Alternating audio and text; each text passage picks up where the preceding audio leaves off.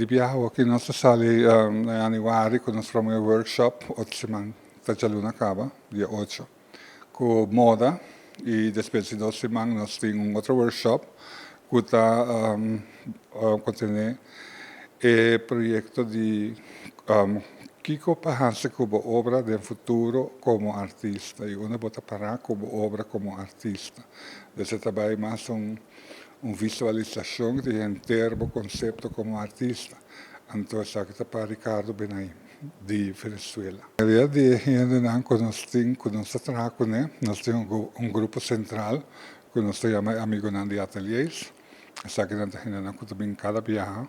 E também cada vez nós estamos por de haya muito não. Por exemplo, para o mês de Páscoa, nós temos projeto de arte de barrio na Biblioteca Nacional, com muito de colégio.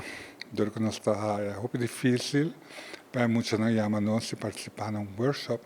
Nós decidimos o projeto de arte de barrio de trabalhar com um direct. Então, na Biblioteca Nacional, trabalhar com um for de enang.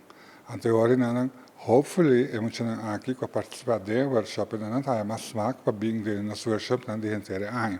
So, inteiro ano nós temos um workshop, e cada workshop está diferente, com outro conceito de arte, anterior já de moda, de filmação, de cintura turcos que por nós mira também sempre que lo interessante para fazer de novo de ano. Tem workshop não que está mais gostar com outro, então nós mira com nós cada ano nos programa.